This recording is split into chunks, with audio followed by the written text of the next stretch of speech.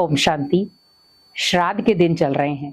अलग अलग प्रकार से हम अपने बुजुर्गों के लिए, जिनके लिए हमने श्राद्ध कर रहे हैं, उनके लिए कुछ न कुछ व्यंजन बनाते हैं।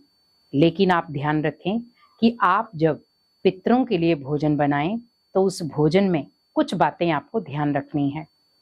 किचन में अगर आप भोजन बना रहे हैं उनके लिए या भोग बना रहे हैं तो आप ध्यान रखें आपके किचन में कोई भी ऐसी नकारात्मक चीज, तामसिक चीज ना हो। क्योंकि जब आप भंडारे में कोई तामसिक चीज रखते हैं और फिर आप भोग बनाते हैं तो वो भोग कभी भी नहीं बनता। वो ओनली आप भोजन ही बना रहे हैं तो शुद्धता नहीं जुड़ती। तो पहले आप किचन को अच्छी तरह से क्लीन करें। आपके किचन में कोई भी आपको लग रहा है कि कोई तामसिक रूप की चीज पड़ी है, जिसको हम कह सकते हैं नॉनवेज है या कोई भी चीजें हैं, तो उनको आप बाहर निकाल दें। क्योंकि वहां पर आप ध्यान रखें कि मुझे शुद्ध भोजन बनाना है। अगर प्याज लहसुन भी हैं तो भी आप कुछ क्षण के लिए उन्हें बाहर निकाल दें। क्योंकि वो जो पितरों के लिए आप भोजन बना रहे हैं, प्रसाद बना रहे हैं, उसमें स्वच्छता होनी चाहिए। क्योंकि जितनी उसमें स्वच्छता होगी उतना आप उन पितरों को वो भोजन स्वीकार करा पाएंगे। क्योंकि हम कई बार छोटी छोटी गलतियां कर जाते हैं, जिसकी वजह से कई बार पितर जो है भोजन स्वीकार नहीं करते। और हम कई बार कहते हैं कि आज देखो पितरों ने हमारा भोजन स्वीकार नहीं किया। तो आप भी ध्यान रखें, बड़े प्यार से एक हैप्पीनेस मूड में और एक शांति भरे वाइब्रेशन में उनके लिए आप प्रसाद बनाएं। तो भोजन ना छोड़कर मैं कहूँगी आप प्रसाद का रूप दें, ताकि आप प्रसाद बनाएंगे तो आपको ऑटोमेटिकली लगेगा कि मुझे अपने किचन को कैसा रखना है। अगर आपको कहा जाए कि आपको मंदिर के लिए प्रसाद बनाना है तो सबसे पहले आप किचन से वो वस्तुओं को बाहर निकालेंगे जो तामसिक हैं। तो वैसे ही सोचें, क्योंकि श्राद्ध के दिनों में जो प्रसाद आप बनाते हैं वो कहीं ना कहीं बहुत शुद्ध होना चाहिए।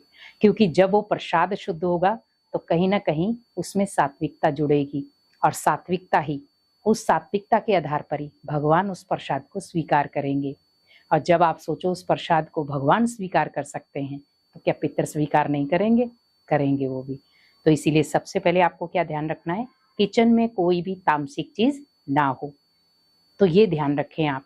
जैसे बहुत सारे लोग अलग अलग चीजें खाते हैं, तो आप ध्यान रखें पहले तो मुझे श्राद्ध के दिनों में वो लानी नहीं है।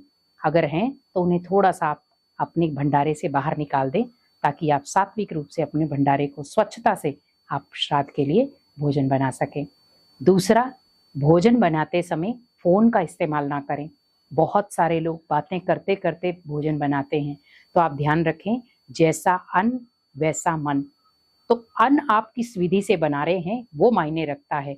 अगर अन्न आप दूसरों की बातें सुन सुनकर बना रहे हैं, कई बार क्या होता है हम कान में फोन लगा लेते हैं या एयरफोन लगा लेते हैं और बातें करते रहते हैं।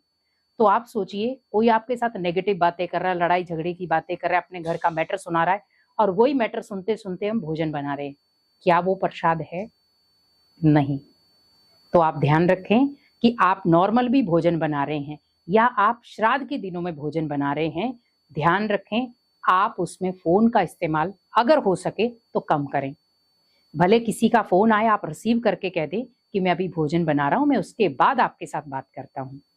क्योंकि जब आप भोजन बनाएंगे, अगर उसमें भगवान की याद जुड़ी होगी, जिनको भी आप मानते हैं उनकी याद में अगर आप भोजन बनाते हैं तो वो भोजन बहुत पावर देता है, हमारे मन को बहुत स्ट्रांग करता है।